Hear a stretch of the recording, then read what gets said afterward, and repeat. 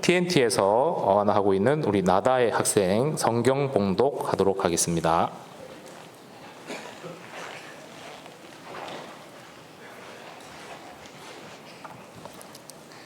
창세기 37장 5절에서 11절 말씀 봉독하겠습니다.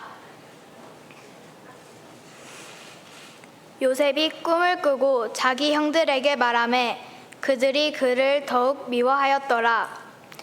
요셉이 그들에게 이르되 청하건대 내가 꾼 꿈을 들으시오. 우리가 밭에서 곡식단을 묶더니 내 단은 일어서고 당신들의 단은 내 단을 둘러서서 절하더이다.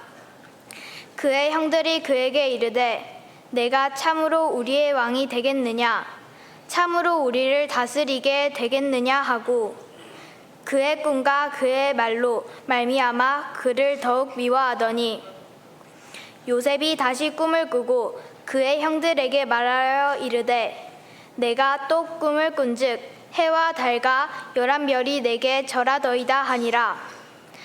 그가 그의 꿈을 아버지와 형들에게 말하매 아버지가 그를 꾸짖고 그에게 이르되 내가 꾼 꿈이 무엇이냐? 나와 내 어머니가 내 형들이 참으로 가서 땅에 엎드려 내게 절하겠느냐? 그의 형들은 시기하되 그의 아버지는 그 말을 간직해 두었더라. 아멘. 이제 한국 어하나 대표 목사로 섬기고 계시는 이종국 목사님께서 설교해 주십니다. 우리 온천제일교회 믿음의 다음 세대를 위해 은혜롭고 유익한 시간 가지시면 좋겠습니다. 할렐루야. 네, 반갑습니다. 이렇게 또 초대해 주셔서 저희가 함께 예배할 수 있게 된 거 너무 감사합니다. 교회 여러분과 또 담임 목사님 또 당회원 여러분께 진심으로 감사를 드립니다. 어하나가 시작되면서 이제 교회에 한 13년 정도 어하나를 이제 13년 전에 시작을 하게 됐는데 오늘 이렇게 헌신 예배도 함께 드리게 돼서 또 감사하고 특별히 어하나 썬데이라고 하는 어하나 사역을 소개하고 함께 동참할 수 있는 이런 기회를 주신 하나님께 감사드립니다. 여러분, 예수를 믿는다는 것을 한마디로 정의하면 여러분은 뭐라고 말씀할 수 있겠습니까? 저는 예수 믿는 것을 한마디로 정의한다면 그것은 주인을 바꾸는 일이라고 믿습니다. 내가 나의 영광과 나의 욕망을 위해서, 나의 꿈을 위해서 하나님을 이용해 살았던 사람이 하나님의 꿈과 그분의 길을 위해서 나를 기꺼이 사용하는 사람으로 변화되어지는 것을 믿음이라고 말합니다. 사실 믿음은 주인을 바꾸는 것이 아니라 원래의 주인에게로 돌아가는 것입니다.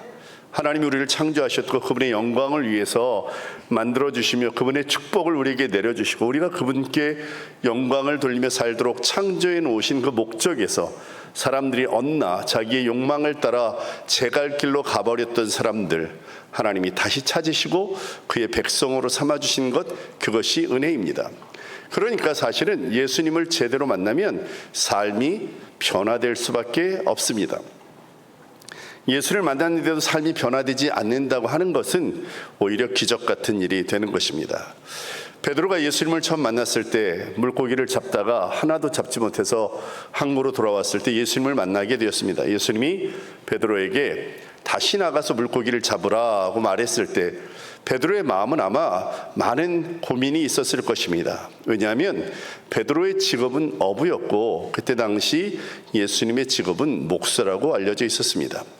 전문가인 어부가 밤새도록 고기를 잡지 못했는데 아침에 돌아와 보니 목수가 어부에게 고기를 다시 잡으러 나가자는 것입니다.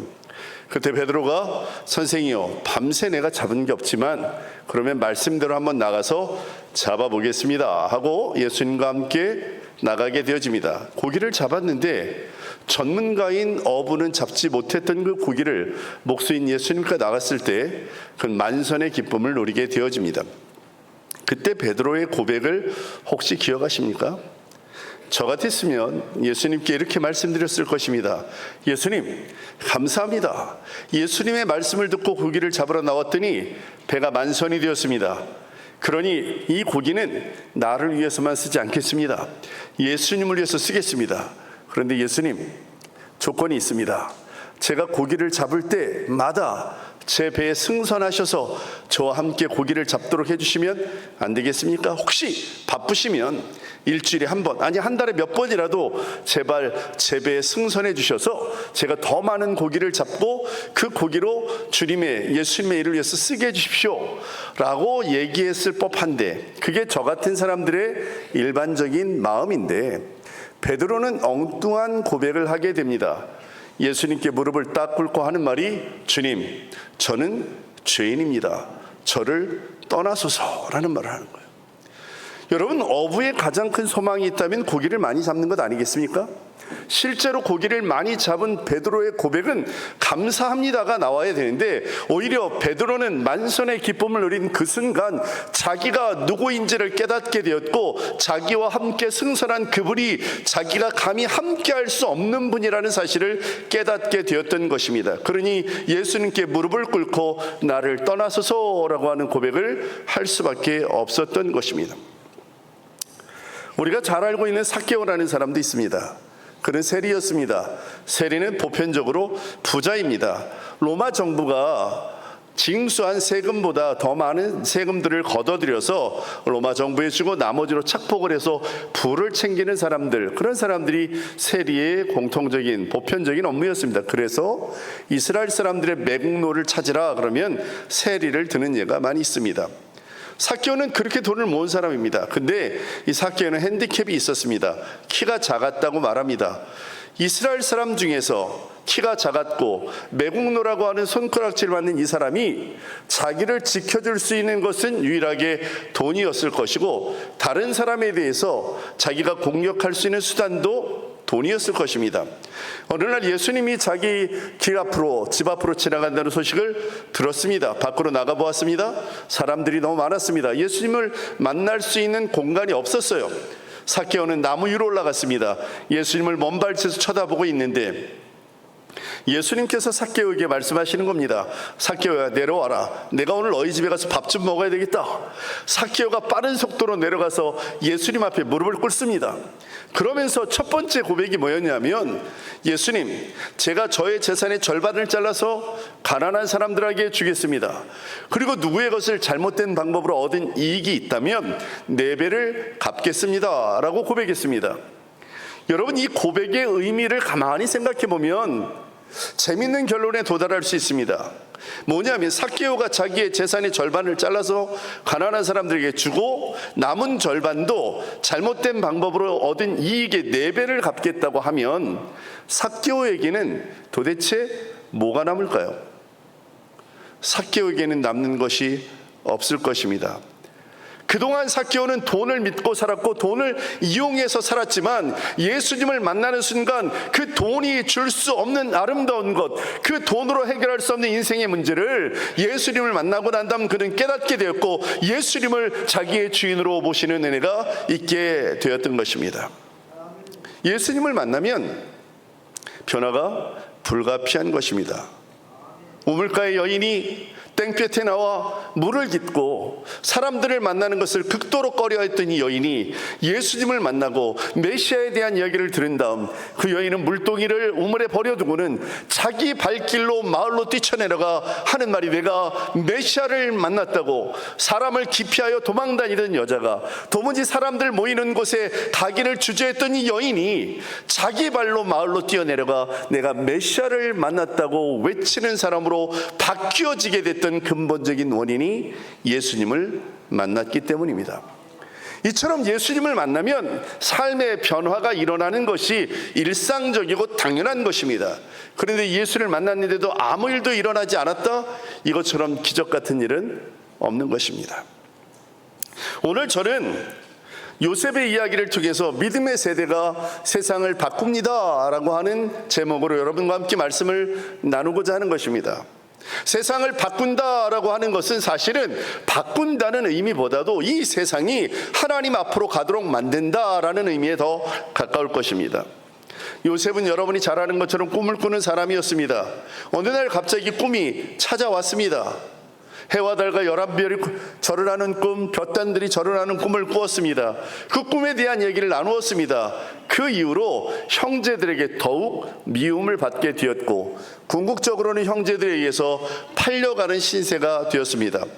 17살 때 보디발의 집에 종살이로 팔려가면서 그는 얼마나 한없는 눈물을 흘렸겠습니까? 그러면서 어떻게든 고향으로 돌아가겠다고 하는 소망과 희망 속에 그는 열심히 살았을 것입니다. 하나님께서는 요셉 때문에 보디발의 집에 복을 주었습니다. 그렇게 열심히 살았는데 어느 날 주인 여인의 유혹의 손길이 시작되었습니다. 보디발은 믿음도 지키고 주인과의 신뢰도 지키는 마음으로 그 여인의 유혹을 뿌리쳤습니다.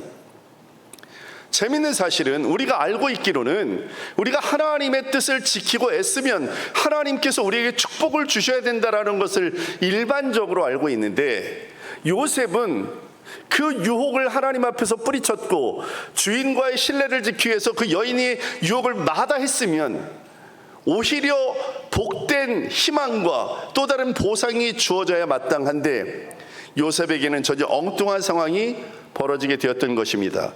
그의 종살이가 옥살이로 바뀌어진 거예요. 하나님의 뜻을 붙들고 살았는데, 하나님의 뜻을 지키기 위해 살았는데 환경이 좋아지지 않고 더 어려운 나락으로 떨어지게 되었던 것입니다. 그곳에서도 요셉은 하나님의 이름으로 그 감옥을 지켰습니다. 사람들을 도와줬습니다. 그곳이 요셉 때문에 좋은 곳이 되었습니다. 그러던 어느 날 왕의 두 신하가 그 감옥에 들어오게 되었습니다. 한 사람은 떡 맡은 관원장이고 한 사람은 술 맡은 관원장입니다. 이 사람들이 꿈을 꾸었어요. 꿈을 해석할 도리가 없었습니다. 요셉에게 말했죠. 요셉이 해석해 주었습니다. 당신은 복직될 것이고 당신은 사형에 처해질 것입니다. 그 말대로 떡 맡은 관원장은 사형에 처해지게 되었고 술 맡은 관원장은 복직되게 되었습니다. 그때 요셉이 당신이 복직되면 나를 좀 기억해 주십시오 라고 술 맡은 관원장에게 이야기했지만 그는 요셉을 까맣게 잊어버리고 말았습니다. 요셉의 그 세월이 얼마나 어려웠을까. 그러던 어느 날 그 나라의 왕이 꿈을 꾸는 것입니다. 아무도 해석하지 못했습니다.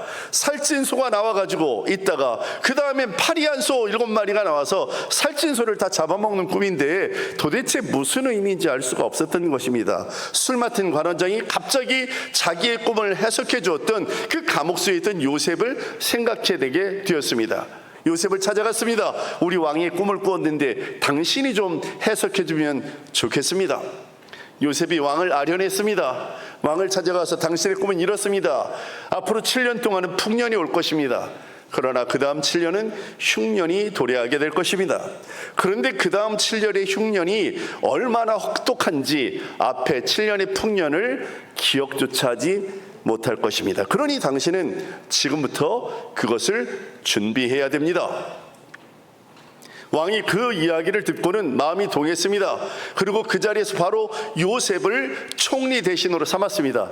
내가 너보다 높은 거 왕의 자리 하나뿐이다. 그러니 네가 이 나라 전체를 다 준비해서 흉년이 들기 전에 풍년의 때에 잘 준비를 만반의 태세를 갖추도록 해라. 모든 권한을 위임했습니다. 요셉은 창고를 지었습니다. 풍년의 때에 곡식을 저장했습니다. 흉년이 되었습니다. 이집트에 있던 사람들은 흉년 때문에 고민하지 않게 되었습니다. 지혜로운 총리인 요셉 때문에 그 나라는 풍요롭게 살 수 있게 되었죠. 그런데 이 이집트뿐만 아니라 주변의 나라들에게도 흉년이 도래하게 됐던 거죠. 사람들이 이 나라로 와서 곡식을 사기 시작했습니다. 나라는 곡식을 팔므로 부를 챙기게 되었죠. 요셉 때문에 그 나라가 더욱 부강해지게 되었던 것입니다. 그러던 중 어떤 날 갑자기 익숙한 사람들이 눈앞에 나타난 것입니다. 바로 자기를 팔아버렸던 그 형들이 곡식을 사겠다고 자기 앞에 나타난 것입니다. 요셉의 마음은 굉장히 흥분되었습니다. 그의 마음은 억누를 수 없는 감정으로 복받쳤습니다. 그는 다른 방으로 뛰어가서 눈물을 흘리고 돌아와 형들을 마주했습니다. 우여곡절 속에 요셉은 자기의 존재를 드러내게 됩니다. 요셉은 형들을 반갑게 맞이했지만 형들의 마음은 결코 반갑기만 할 수는 없었습니다. 왜냐하면 자기들이 저지른 죄가 있었기 때문입니다. 요셉을 그렇게 팔아버렸던 과거가 생각나요.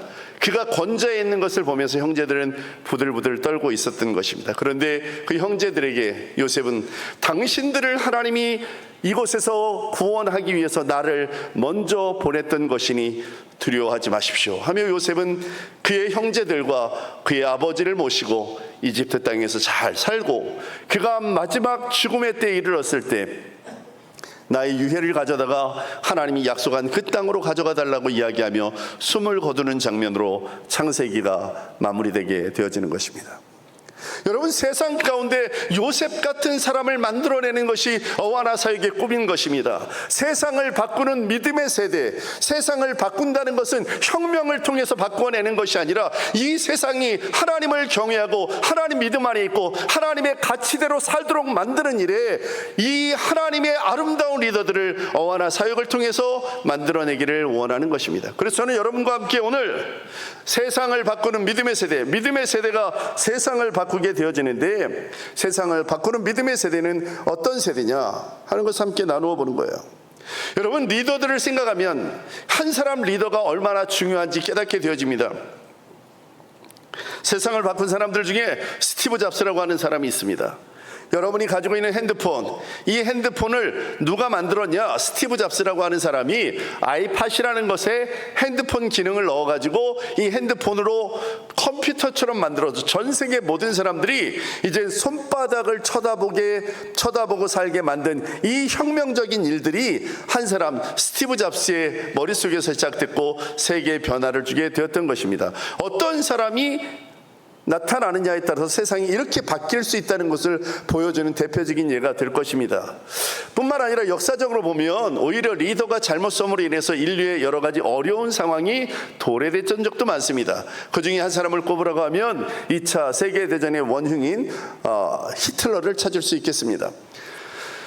역사학자들의 일반적인 견해에 의하면 히틀러는 기독교적 배경에서 자란, 기독교 집안에서 자란 사람이었습니다. 그러나 교회 안에서 자랐다 하더라도 복음에 제대로 접하지 않고 올바른 믿음으로 살지 않으면 이처럼 엄청난 비극의 역사를 쓸 수 있다는 사실도 우리는 기억해야 될 것입니다. 또 한 사람 우리가 기억하는 것은 믿음의 선배입니다. 손양원 목사님을 기억할 것입니다. 그 한 분 손양원 목사님, 우리는 수많은 외국에 있는 기독교 성인들을 생각하면서 그들의 믿음을 칭송하고 그들과 함께 되기를 기대하는 마음들이 있지만 저는 손양원 목사님 같은 분이 우리의 믿음의 조상이라는 것이 얼마나 감사한지 모릅니다. 이분은 자기의 아들을 죽인, 자기의 두 아들을 죽인 살인마를 자기의 양자로 삼았습니다.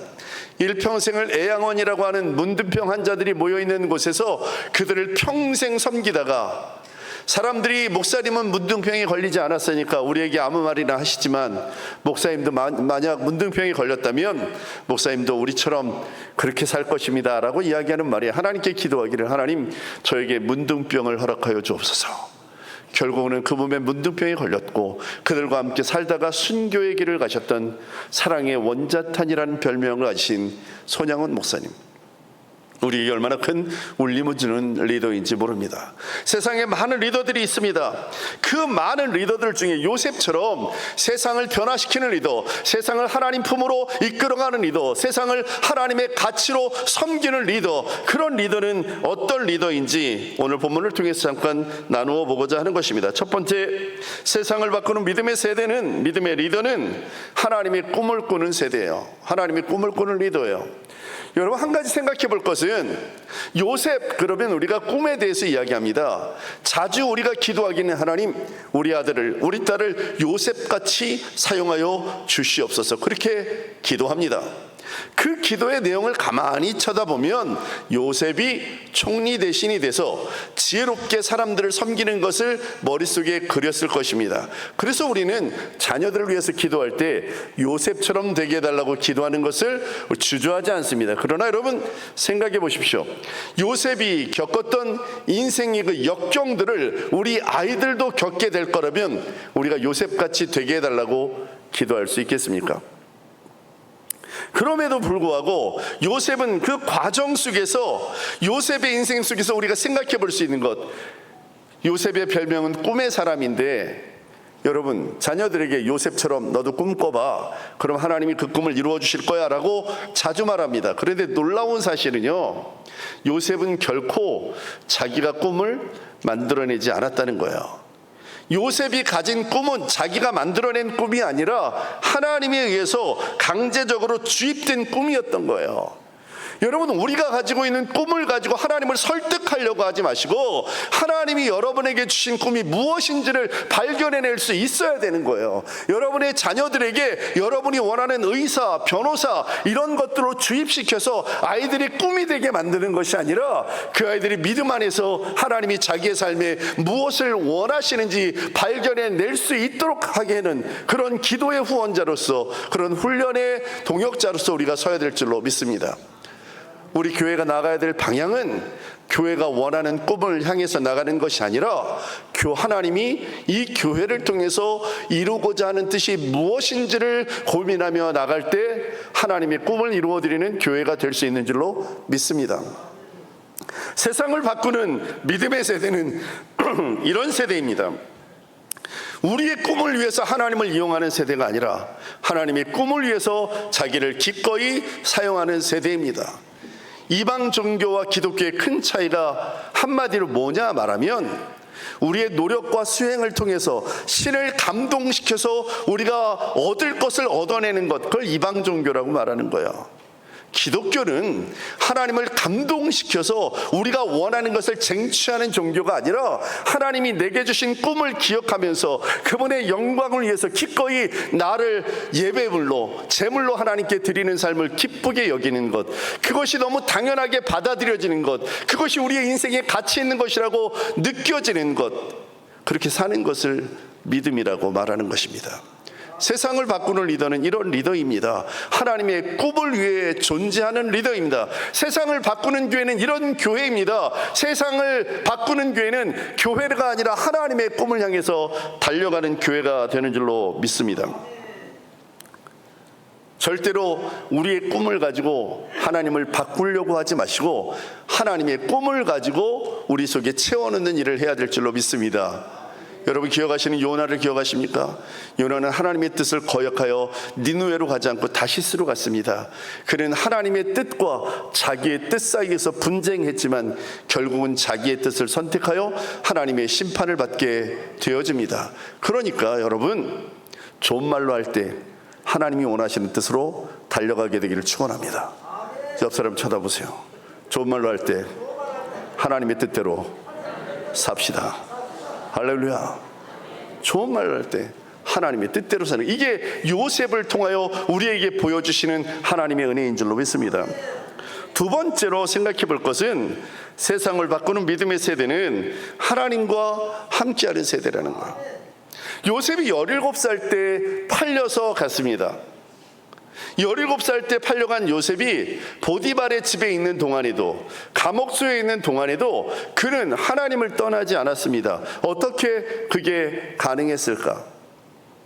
생각해 보았습니다. 요셉은 하나님을 섬기는 가족 안에서 태어났고 가족 안에서 자랐습니다. 다른 말로 하면 요셉은 어릴 때부터 아버지의 하나님, 할아버지의 하나님을 알고 있었던 것입니다. 아버지를 통해서 하나님을 배웠고 할아버지를 통해서 하나님을 배웠던 그 하나님이 요셉 속에 있었던 것입니다. 그러므로 여러분, 세상을 바꾸는 리더, 세상을 바꾸는 믿음의 세대는 어떻게 만들어지는 것이냐면 하나님의 은혜로 여러분의 삶을 통해서 자녀들이 여러분의 하나님을 보아야 하는 거예요. 우리 엄마 생각하면 하나님께 기도하는 엄마가 생각나야지, 우리 엄마 그러면 핸드백만 생각나고, 우리 아빠 그러면 하나님께 봉사하는 아빠가 생각나야 되는데 우리 아빠 그러면 자동차만 생각나는 아빠가 생각나는 한 믿음의 세대는 어쩌면 요원한 일일 수도 있는 것입니다. 그러므로 아이들이 엄마를 생각할 때, 아이들이 아빠를 생각할 때 우리 엄마, 우리 아빠는 믿음이 분명한 사람들이야. 우리 엄마, 우리 아빠는 하나님의 은혜를 경험한 사람들이야. 우리 엄마의 하나님이 나의 하나님이었으면 좋겠어. 우리 아빠의 하나님이 나의 하나님이었으면 좋겠어라고 하는 이 자연스러운 고백이 우리의 자녀들 입술을 통하여 고백되어지는 그 아름다운 역사가 있어지게 되기를 바랍니다. 저희 어머니는 가난한 집에 시집 오셨습니다. 저희 아버지는 호인이셨습니다. 모든 사람에게 다 선한 분이셨습니다. 그 선한 분이 경제적 능력이 좀 떨어지셨습니다. 다른 사람한테는 그렇게 좋은 분이었는데 어머니를 고생시키는데 앞장서셨던 분이고, 우리 어머니는 늘 빚진 것 때문에 이 집에 돈 빌리시고 저 집에 돈 빌리시고 그렇게 살았을 뿐 아니라, 어릴 때 제가 너무 아파서 죽음에 이르게 되었고, 저희 큰형님도 너무 아팠고, 저희 아버님도 2번이나 암 수술을 받아야 되는 그런 지경에 이르렀던, 가난할 뿐만 아니라 병자들이 속출했던 가정의 아내와 엄마로서 살았던 저희 어머니가 저에게 해주신 말씀이, 내 인생이 녹록치 않았지만 하나님은 한 번도 내 인생의 어려움 속에서 나를 외면하신 적이 없다. 그 하나님이 나를 날마다 구해주셨다. 저는 그 어머니의 신앙을 보고 자랐습니다. 그 어머니의 신앙이 나의 신앙이 되기를 소망하는 것입니다. 여러분의 신앙이 여러분의 자녀들에게, 여러분의 신앙이 여러분의 제자들에게, 여러분의 신앙이 여러분의 손주들에게 자연스럽게 노출되어져서 그들이 여러분을 통해서 하나님께 영광을 돌리는 은혜가 있어지게 되기를 축원합니다. 믿음의 세대는 그런 역사 속에서 생겨나고 일어나기 시작하는 것입니다. 요셉은 그런 가정의 전통 속에서 자랐던 것입니다. 그랬던 요셉이 더 이상 아버지의 하나님, 어머니의 하나님, 할아버지의 하나님이 아니라 자기의 하나님을 부르며 고백하기 시작했다는 것입니다. 여러분, 우리가 전수해주는 신앙이 우리가 할 수 있는 대로 아이들에게 어머니와 아버지의 하나님을 전해주는 것이라면, 우리의 기도 제목은 이제 하나님, 우리의 하나님이 우리의 자녀의 하나님이 되게 해주십시오. 우리의 하나님이 우리의 제자의 하나님이 되게 해주십시오. 우리의 하나님이 우리 손주들의 하나님이 되어주십시오. 그런 아름다운 기도가 있어지게 되기를 축원합니다. 그럴 때 요셉은 어떠한 상황에서도 자기의 하나님을 붙들고, 보디발의 집에서도 감옥소에서도 그가 총리 대신이 됐을 때에서도 한 번도 하나님의 법도를 떠나지 않고 그분의 섭리 속에서 세상 가운데 선한 역사를 이룰 수 있는 믿음의 세대요, 믿음의 리더가 되었던 것입니다. 그러므로 여러분, 요셉이 걸어왔던 길, 자기의 하나님을 부르짖을 수 있는 그 길은 말씀밖에 없는 것입니다. 오늘 아침 목사님 설교하셨던 것처럼 믿음이 자라는 것은 말씀밖에 없는 것입니다. 말씀이 들어가면 믿음이 생기게 되고, 믿음이 들어가면 하나님의 임재를 경험하게 되고, 하나님의 임재를 경험하면 믿음의 삶의 좌표가 바뀌어지게 되는 것입니다.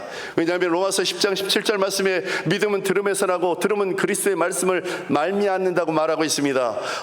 디모데후서 3장 16절 17절 말씀에 모든 성경은 하나님의 감동으로 된 것으로 교훈과 책망과 바르게 함과 의로 교육하기에 유익하니 이는 하나님의 사람을 온전케 하며 모든 선한 일을 행하기에 온전케 하며 하려 함이라고 말하고 있습니다. 왜냐하면 요한복음 1장 1절 말씀에 보면 태초에 말씀이 계시니라, 이 말씀이 하나님과 함께 계셨으니 이 말씀이 곧 하나님이라고 말하고 있기 때문입니다. 말씀이신 하나님을 붙들고 있으면 그의 인생 가운데 하나님의 인도를 경험하게 될 뿐만 아니라 또 다른 사람들에게 하나님을 통하여 거룩한 역사를 나누어 되는 축복의 통로가 되는 줄로 믿습니다. 세 번째로, 세상을 바꾸는 믿음의 세대는 하나님의 뜻을 이루는 세대입니다. 요셉은 궁극적으로 하나님의 뜻을 이루어냈습니다. 여러분, 요나는 결국 하나님의 뜻을 버리고 제갈길로 갔다가 심하게 두둥겨 맞고 니느웨 땅에 왔는데도 여전히 성실하게 하나님의 복음을 전하지 않았지만, 요셉은 어려운 환경 속에서도 하나님을 떠나지 않았을 뿐 아니라 형제들이 막상 자기 눈앞에 보였을 때 자기의 힘을 가지고 얼마든지 형제들을 응징할 수 있었지만, 그러나 하나님의 뜻을 깨닫고 그들을 위로하며 하나님이 나를 먼저 보낸 것은 당신들을 구원하기 위함이라고 고백하는, 하나님의 뜻에 철저하게 승복할 줄 아는 사람이 되었던 것입니다. 세상을 바꾸는 교회는 이런 교회입니다. 세상을 바꾸는 리더는 이런 리더입니다. 세상을 바꾸는 믿음의 세대는 이런 세대입니다. 하나님의 뜻을 이루어내는 세대입니다. 안디옥 교회를 기억하십니까? 안디옥 교회에 바나바가 와서 목회했는데 그 중에 바나바가 어느 날 바울을 데리고 와서 둘이 목회했다고 기록하고 있어요. 근데 여러분, 안디옥 교회 태동의 이유가 예루살렘 교회 핍박 때문에 도망쳐 나온 사람들이 교회를 세운 거거든요. 근데 그 핍박의 근본적인 핵심 주자가 누구였냐면 바울이었습니다. 안디옥 교회의 핵심 성도들은 바울이라는 쓴 기억을 가지고 있었지만 그들은 자기의 뜻을 철저하게 숙이면서 바울을 자기 목회자로 모셔드리고 전 세계에 복음을 전하는 전초기지가 되었던 것입니다. 세상을 바꾸는 믿음의 세대는 하나님의 뜻을 이루는 세대입니다. 여러분, 우리가 아이들을 생각할 때 다음 세대라고 말합니다. 우리 교회는 다음 세대를 사역한다고 말합니다. 아이들이 다음 세대인 것은 맞습니다. 그러나 다음 세대만은 아닌 것입니다. 아이들은 다음 세대이며 동시에 지금의 세대입니다. 성경에도 수없는 말들이 있지만 오병이어의 기적을 일으켰을 때 보리떡 5개 물고기 2마리를 예수님께 갖다 드린 사람은 어른이 아니라 어린아이였습니다. 어른인 엘리 제사장은 하나님의 음성을 듣지 못하는 영적 무지의 상태에 빠졌지만 어린 사무엘은 민감하게 하나님의 말씀을 들을 수 있었습니다. 다윗과 골리앗이 싸우는, 블레셋과 이스라엘이 싸우는 전쟁터에서 골리앗이 나와서 이스라엘 군대를 향하여 하나님의 이름을 모독하고 이스라엘 군대를 모독하는 그 심각한 지경에 이스라엘에도 군대가 있었고 장군들이 있었지만 골리앗의 기세에 눌려서 아무도 나가 싸우려 하지 않은 그때 10대 소년 다윗이 나가 골리앗과 싸웠고 골리앗을 무너뜨렸습니다. 우리 여기 보여있는 이 아이들은, 이 청소년들은 다음 세대가 명백하지만 동시에 지금 우리와 함께하는 믿음의 세대라는 사실을 기억해야 됩니다. 어린 아이이기 때문에 못하는 것 아닙니다. 어른이기 때문에 다 할 수 있는 것도 아닙니다.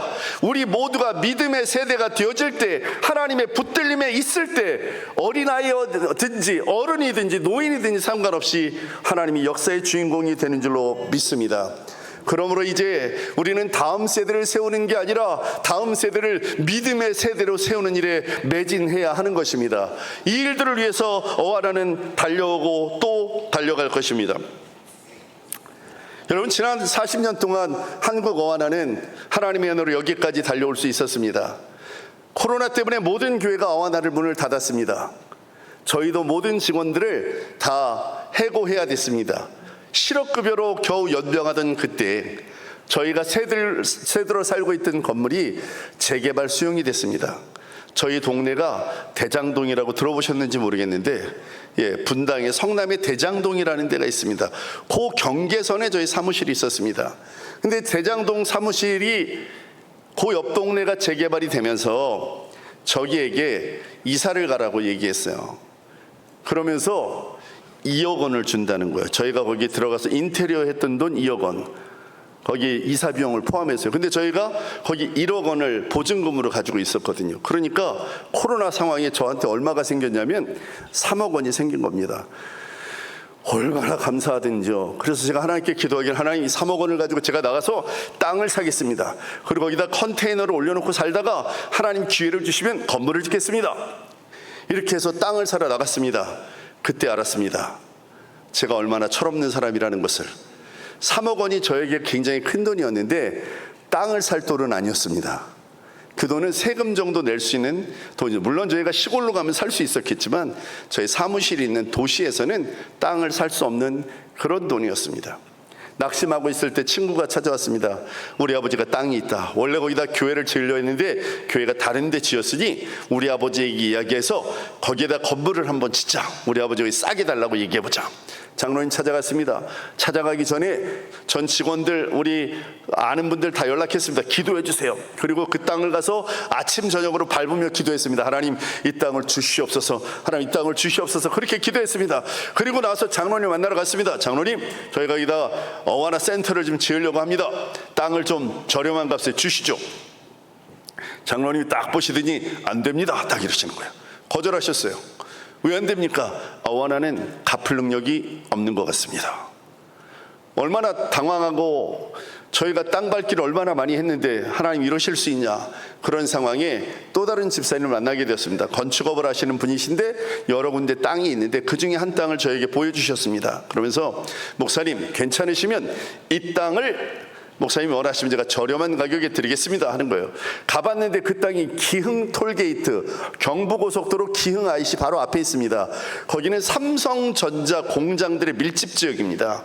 거기에 그 땅이 있는데 공교롭게도 땅의 평수가 153평이었습니다. 베드로가 잡은 물고기 숫자였습니다. 하나님이 여기를 주시나 보다 하고 집사님을 만났습니다. 집사님, 제가 돈이 없습니다. 집사님 말씀이, 목사님 3년 안에만 갚으십시오 하고 돈이 없이 땅이 왔습니다. 남의 일이라고 그런 눈으로 보지 마시고 좀 같이 기뻐해 주셔야 돼요. 예. 돈이 없는데 땅이 왔어요. 이게 첫 번째 기적이에요. 건물을 지으려고 했습니다. 은행을 찾아갔어요. 안 빌려준다는 거예요, 돈을. 왜? 3년 동안 코로나 기간 동안에 어와나의 크레딧이, 신용이 없기 때문에 돈을 빌려줄 수 없다는 거예요. 땅은 생겼는데 건물을 지을 수 없는 겁니다. 근데 그때 믿음의 권사님을 한번 만나게 되었습니다. 건축을 하시는 권사님인데 그 권사님이, 목사님 아무리 다녀봐도 은행이 대출을 안 해준다니 이렇게 합시다. 그 땅을 저희 회사로 넘기십시오. 그러면 저희가 거기다가 건물을 짓겠습니다. 그리고 나중에 어와나가 그걸 사가는 방식으로 하면 어떻겠냐고. 선택이 없었어요. 그래서 땅 주인을 찾아갔죠. 집사님, 사정이 이래서 이래 하려고 하는데 집사님 어떻게 하시겠습니까? 뭐 확인서만 하나 써주시면 그렇게 하시라고. 그래가지고 제가 확인서를 써드리고 저희 땅을 그 회사로 넘겼습니다. 그 회사가 자기 회사 이름으로 대출을 받고 자기의 돈을 가지고 건물을 지었습니다. 여러분도 건축을 해보셔서 아시겠지만 이 건축이 보통 일이 아니잖아요. 건설사와 교회와 수많은 얘기들이 오가지 않습니까? 그런데 저희는 건물을 짓는 동안 건설사랑 단 한 번도 트러블이 없었습니다. 왜냐하면 어차피 제 거로 짓는 게 아니라 그분 거로 짓는 거기 때문에. 그때가 언제였냐? 2년 전이었습니다. 건축 자재값이 폭등하고 은행 이자가 폭등해서 웬만한 돈으로는 건물을 지을 수 없었고, 지었던 건물들도 건설사 분쟁 때문에 다 스탑됐던 그때에 하나님께서는 권사님을 통해서 어와나 건물을 완공시켜 주셨습니다. 이게 두 번째 기적입니다. 감동이, 여러분 이 건축에 관여하셨던 분들은 이게 얼마나 큰일인 줄 아는데 관여 안 하신 분들이 이게 얼마나 큰일인지 잘 모르시는 것 같아요. 두 번째 기적입니다. 세 번째 기적은 건물이 완공됐습니다. 건물을 가져와야 됩니다. 또 대출을 받으러 은행에 갔습니다. 이제 건물이 완공됐으니 이 건물을 대출을 좀 해주면 우리가 가져오겠습니다. 그랬더니 저희는 한 40억 정도의 대출이 필요했습니다. 근데 은행에서 32억만 대출해 준다는 거예요. 32억이면 어차피 못 가지고 옵니다. 40억이 돼야 됩니다. 그때 기업은행에서 IBK, Industrial Bank of Korea, 기업은행에 제가 신우회를 한 15년 인도했습니다. 근데 그 기업은행 다니는 권사님이 한 지점장이셨는데, 목사님 저희가 한번 해보죠. 이렇게 해서 기업은행하고 진행을 하게 됐어요. 그런데 또 다른 장로님, 저희 성경 공부반에 있었던 그 IBK 장로님은, 목사님 우리 은행의 구조상 불가능한 일입니다. 일반 은행이 무슨 하나은행, 신한은행 뭐 이런 곳에서 32억이 된다고 했다면 우리 은행은 30억 정도가 되는 게 정상입니다. 40억은 불가한 일입니다. 이렇게 얘기한 거예요. 그런데 여러분, 이 모든 과정을 지나고 났는데 40억 승인이 됐습니다. 그래가지고 이게 어떻게 된 거냐 했더니 그 전체 회의를 했다는 거예요. 승인센터 본사에 전체 회의를 해서 어와나에 어떻게 하면 돈을 빌려줄 수 있는지 적법한 절차를 찾아보자. 이렇게 해서 방법을 거기서 찾아낸 것입니다. 그래서 제가 걱정했어요. 이거 우리한테 무슨 특혜를 주다가 나중에 이게 어려움을 당하시면 어떡하십니까? 그랬더니, 목사님 저희는 그런 일은 안 합니다. 불법적이거나 이런 거 아니니까 걱정 안 하셔도 된다고 하면서 40억 대출이 됐는데요. 놀라운 사실은 다른 은행에서 다 놀라는 거예요. 진짜로 그렇게 했냐고. 저희가 그 건물을 가져올 수 있는 40억 대출이 승인된 거예요. 이게 세 번째 기적이에요. 네. 은행에서 저희에게 조건을 하나 걸었어요. 목사님 저희가 조건을 굉장히 많이 달았는데 싹 없앴습니다. 조건이 뭐냐면, 목사님 이 건물을 가치로 따지면 50억짜리 건물입니다. 건축 자재값이 비싸도 현 상황에서는 건축 자재값 거기다 포함을 안 시킵니다. 그러니 50억짜리 건물이니까, 목사님 50억에 매입하신다고 하셨으니 40억은 저희가 이렇게 그 대출을 해드리는 거로 했고, 목사님이 이미 4억은 갚으셨다고 했으니까 통장에 6억이 있어야 그러면 저희가 대출을 내보내겠습니다. 이렇게 되는 거예요. 근데 여러분, 저희는 이미 돈을 다 썼습니다. 돈이 없었습니다. 낭망하고 있는데 기억하십니까? 제일 처음에 땅을, 아버지에게 땅 달라고 가져가신 그 친구분이 또 찾아왔어요. 우리 아버지가 땅을 팔았습니다.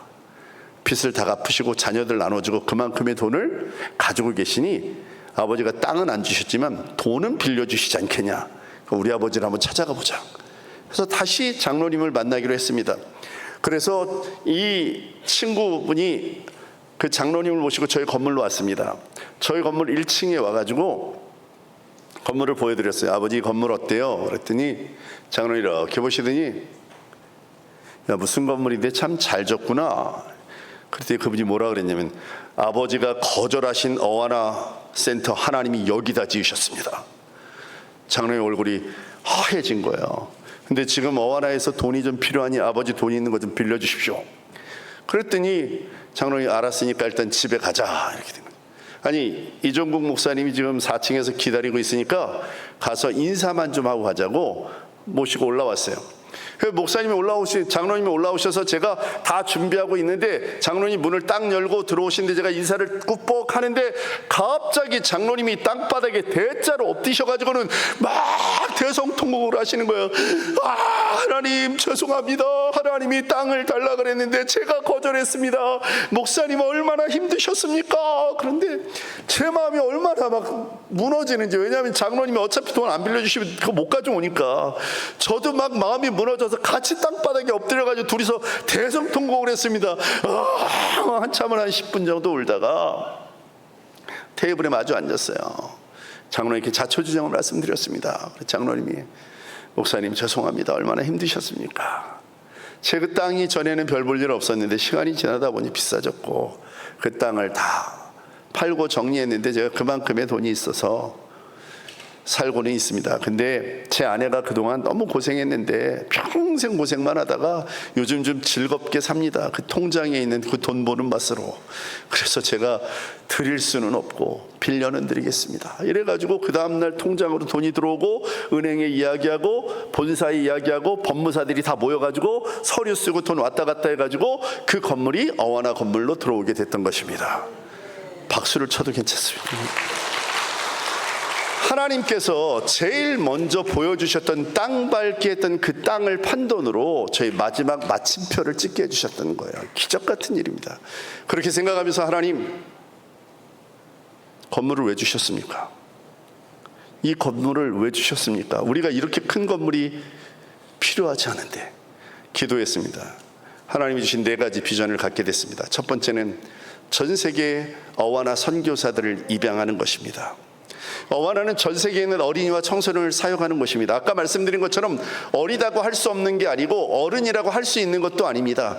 믿음의 세대가 되면 할 수 있는데 누군가 이 아이들에게 씨를 뿌려야 되는데, 지금 전 세계 어와나 선교사들 140개국에 있는 나라의 선교사들이 아이들과 청소년들을 위해 사역합니다. 그런데 우리나라처럼 이렇게 부자 나라가 서너 개밖에 안 되는 거예요. 나머지는 다 재정적으로 독립되어 있지 않습니다. 어와나는 아이들 사역합니다. 우리는 아이들을 위해서 사용할 수 있는 도구들이 있습니다. 사람들이 있습니다. 그런데 재정이 부족한 거야. 하나님, 전 세계 어와나 선교사들을 한국이 입양하게 해주십시오. 이게 첫 번째 기도 제목입니다. 두 번째 기도 제목은, 하나님 전 세계 어와나 사역자들을 훈련시키게 해주십시오. 우리가 팀을 보내서 훈련하고 거기 있는 사람들을 이 글로벌 센터로 데리고 와서 훈련하겠습니다. 작년에도 전 세계 부대표 회의를 저희 글로벌 센터에서 했고, 올 10월 달에도 아시아 지역에 있는 어와나 선교사들을 다 모아서 여기서 훈련하게 되어집니다. 뿐만 아니라 우리 사람들을 계속적으로 보내기도 하고 있습니다. 세 번째는 아이들을 영육간에 돌보는 것입니다. 어와나를 통해서 말씀을 아이들에게 게임과 이 시상과 이벤트의 즐거움을 통해서 말씀으로 돌아오게 하는 것 뿐만 아니라 세계에 있는 아이들이 영양적으로 비타민이나 영양제, 또 기타 의료품 같은 것들을 저희가 모아서 보내는 것으로 아이들을 돕고, 마지막 4번째로는 각 나라별로 일어나고 있는 그 건물을 짓는다거나 새로운 프로그램을 시작한다거나 자연재해를 입었을 때 저희가 직접적으로 후원금을 모아서 지원하는 일들을 하겠다. 그래서 4가지 기적을 통한 4가지 비전을 작년이 한국 어와나 40주년 기념이었습니다. 40주년 기념되는 해에 하나님이 완공시켜 주셨고 40억 대출도 받게 해주시고 이제 세계를 향해서 나갈 수 있는 은혜를 주신 것입니다. 그래서 여러분에게 기도 제목을 나누는 것은 이 사역을 함께 할 수 있도록 이제 온천제일교회가 어와나와 동역해 주기를 간절히 기대하는 것입니다.